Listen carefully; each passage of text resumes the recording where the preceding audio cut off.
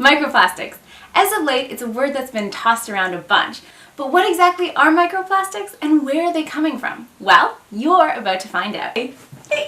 Microplastics are small particles of plastic, less than 5 millimeters in size, that can be harmful to our oceans and aquatic life. They consist of tiny fibers that come off our synthetic fabrics of clothing when we wash them, microbeads from our cosmetics or toothpaste, and tiny bits of car tires that wash off on the roads and find their way into our oceans through storm pipes, as well as larger plastic pieces that degrade into smaller and smaller particles, thus becoming microplastics.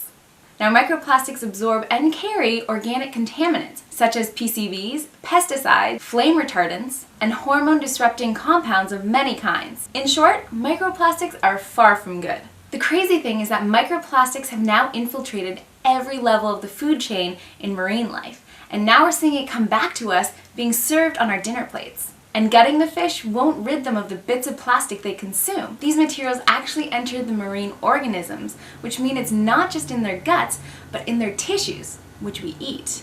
Until recently, the world's attention has been on larger pieces of plastic, the kind of garbage visible to the naked eye. Think seabirds caught in beer rings or a turtle with a straw up his nose. And only when scientists started looking at plankton and water samples did they realize that these plastics were being broken down into smaller and smaller particles only visible under a microscope. Now, the problem with microplastics in general is their size and buoyancy, which allows them to float through our water filtration systems, which is why they make their way into our waterways and food chain. With global production of plastics not slowing down but actually increasing, means an increase in plastic waste, which in turn means, you guessed it, more microplastics in our water and in our food. So what's something attainable for you to do to help?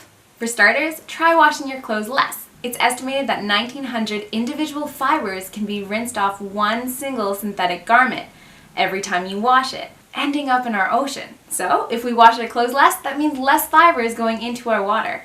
And of course, as always, do your best to stay away from plastics, especially the disposable kind. If you want to learn more about microplastics and fibers, stay tuned for my next video. And if you learned something new, think about sharing this with a friend and subscribing. Till next time, green up!